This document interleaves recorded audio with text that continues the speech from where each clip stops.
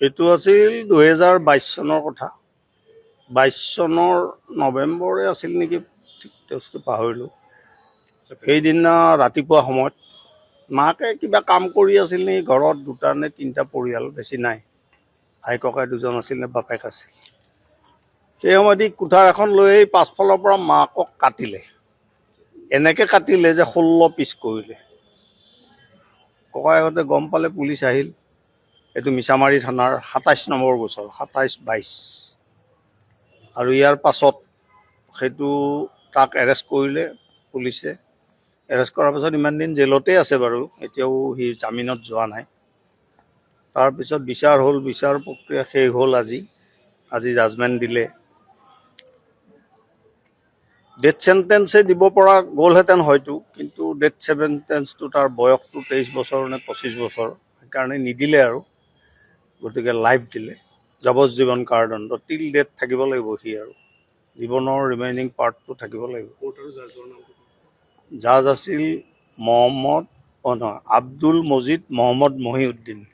22 চনৰ ঘটনা না, এইটো 22 চনৰ ঘটনা আছিল, কিন্তু আছামীৰ নাম সুধিছে।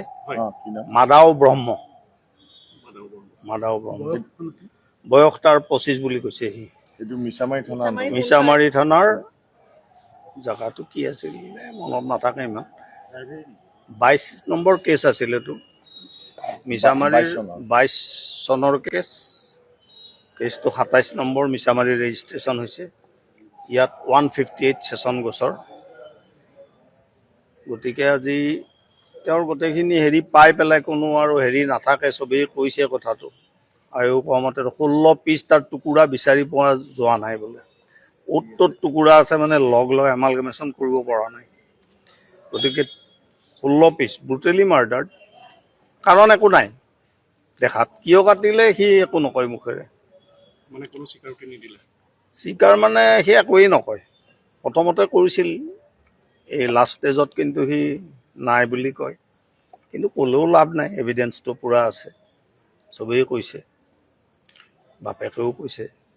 গতিকে এনেস্থলত আৰু এইটো জাজমেণ্ট কেপিটেল পানিছমেণ্ট দিয়াৰ কাৰণে আমি চেষ্টা কৰিছিলোঁ যদিও লাইফ দিলে আৰু ছাৰে। FTC Abdul Majid Mohammad Mohiuddin court.